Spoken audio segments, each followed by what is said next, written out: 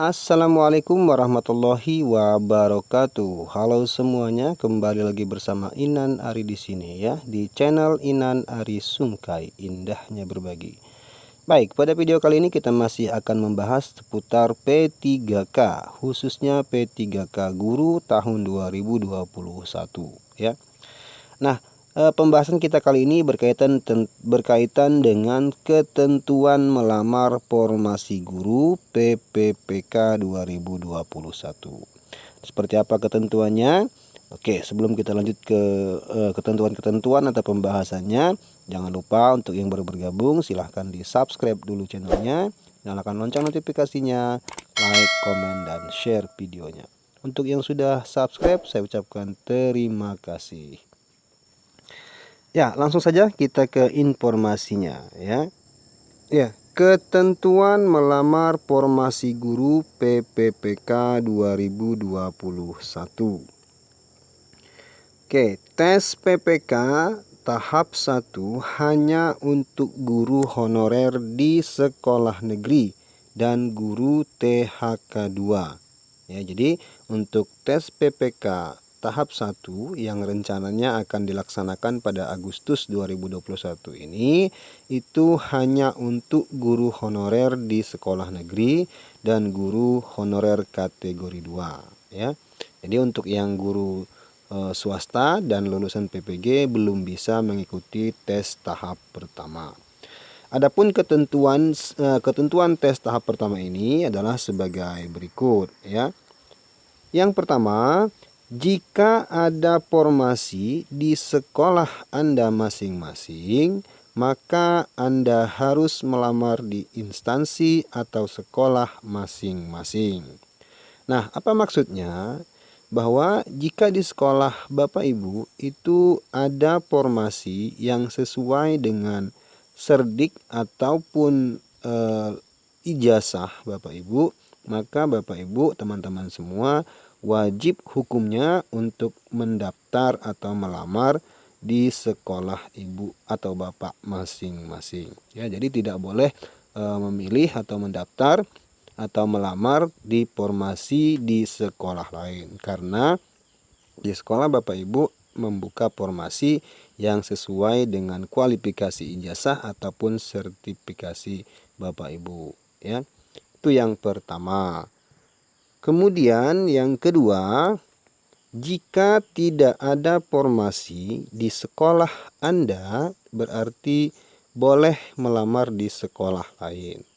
Nah, jadi yang kedua ini, jika di sekolah Bapak Ibu tidak ada atau tidak membuka formasi yang sesuai dengan kualifikasi pendidikan atau serdik Bapak Ibu, maka Bapak Ibu bisa melamar di sekolah lain dengan syarat masih dalam satu instansi atau kabupaten ya. Jadi tidak boleh di luar kabupaten ya.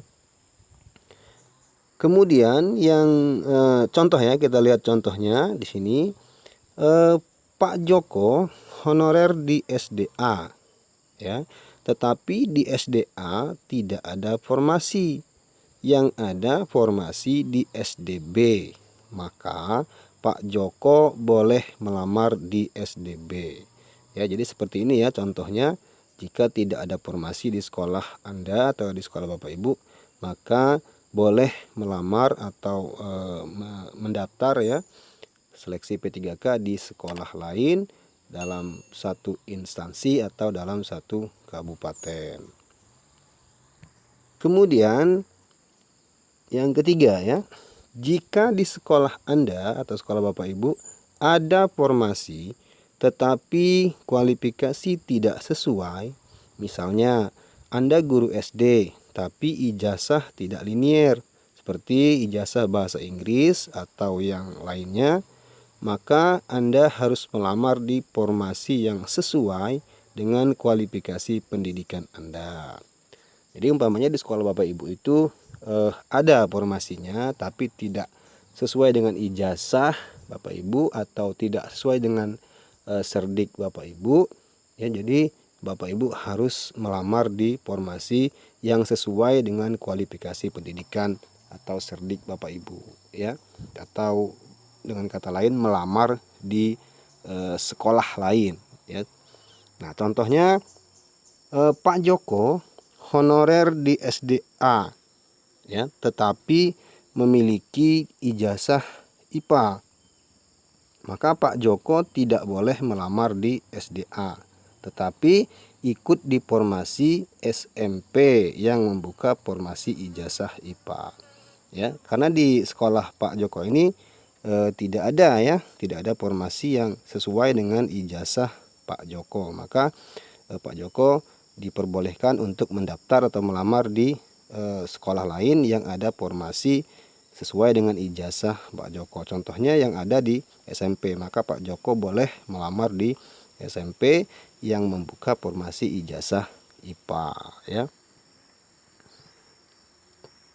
Kemudian yang keempat, ketentuan yang keempat, ya, apabila ada 3 guru honorer di SDA, ya, contohnya di sebuah sekolah ada 3 guru honorer, atau di SDA ada 3 guru honorer, sedangkan di SDA formasinya tersedia hanya 1, maka 3 guru ini harus mendaftar di SDA tersebut. Mereka tidak bisa mendaftar di SD lain.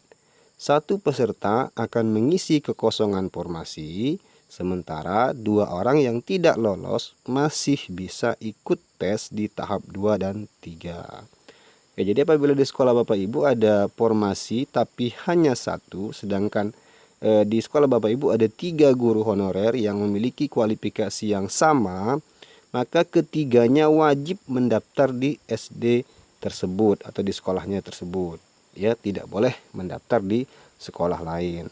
Nah, resikonya adalah ketiga guru honorer ini bersaing, ya, karena formasinya hanya 1, dan yang loloslah yang kemudian mengisi formasi yang kosong tersebut, sedangkan 2 yang tidak lolos itu bisa mengikuti tes di tahap 2 dan tahap 3, ya.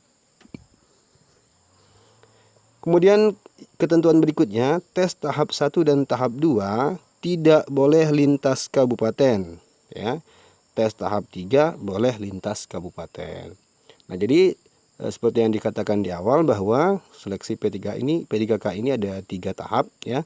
Tes pertama, tes kedua, dan tes ketiga. Untuk tes pertama dan kedua tidak boleh lintas kabupaten atau hanya boleh di dalam satu instansi atau kabupaten saja. Baru kemudian di tes tahap ketiga boleh lintas kabupaten, ya. Kemudian untuk tambahan perlu kita ketahui bersama bahwa untuk tes P3K tahap 2 dan 3 itu diikuti oleh yang pertama guru honorer THK 2, yang kedua guru honorer sekolah negeri, kemudian yang ketiga guru sekolah swasta, dan yang terakhir adalah lulusan PPG, ya. Nah, kalau yang tes tahap pertama tadi hanya untuk guru THK 2 dan guru honorer sekolah negeri. Sedangkan untuk tes PPK tahap 2 dan 3 itu boleh diikuti oleh 4 ya kelompok guru, ya, seperti guru honorer THK 2, guru honorer sekolah negeri, guru sekolah swasta, dan lulusan PPG.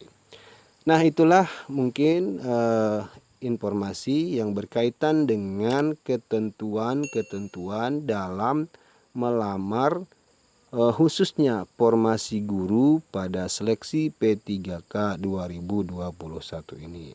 Ya, sambil kita menunggu formasi yang resmi yang nantinya akan dirilis, mungkin apakah itu lewat Pemda atau mungkin langsung oleh BKN dan Panselnas. Sama-sama kita nantikan apakah di sekolah kita masing-masing ada formasi yang sesuai dengan linearitas ijazah atau kualifikasi pendidikan kita, atau bagi Bapak Ibu yang sudah punya serdik sesuai dengan serdik Bapak Ibu. Ya, sama-sama kita berharap mudah-mudahan kita semua bisa mengikuti seleksi P3K tahun 2021 ini, ya. Sekarang kita sedang menunggu pengumuman resmi dari Panselnas tentang jadwal kapan ya dibuka resminya pendaftaran dan lain-lainnya. Itu saja mungkin informasi kita pada video kali ini. Terima kasih yang sudah menyaksikan. Sekali lagi jangan lupa subscribe channelnya, nyalakan lonceng notifikasinya, like, komen, dan share. Assalamualaikum warahmatullahi wabarakatuh.